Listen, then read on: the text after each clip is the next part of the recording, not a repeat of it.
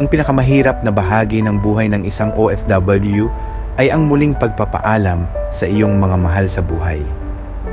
Tagos sa puso ang kirot. Gusto mong umiyak, ngunit kailangan mong pigilin ito dahil alam mong malulungkot din sila at ayaw mong palalain pa ito. Ang hirap lumisan, ngunit alam mo rin na kung mananatili ka sa kanila, hindi matutumbasan ang mga oportunidad sa ibang lugar. Mahirap harapin ang magkahalong emosyon. Ang tanging paraan ay ang maging manhid. Dahil alam mong wala naman talagang ibang pagpipilian sa ngayon. Kapag nagkakaroon ka ng pagkakataon na makita at makasama sila, ito'y palaging maikli at masakit.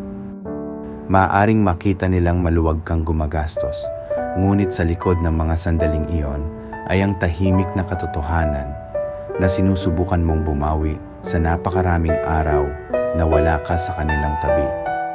Bawat segundo na magkasama kayo ay mahalaga.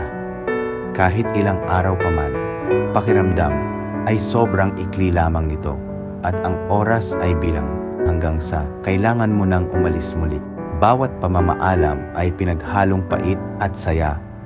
Palaging tinatanong kung sapat ba ang mga nakamit para bigyang katwiran ng sakit ng damdamin.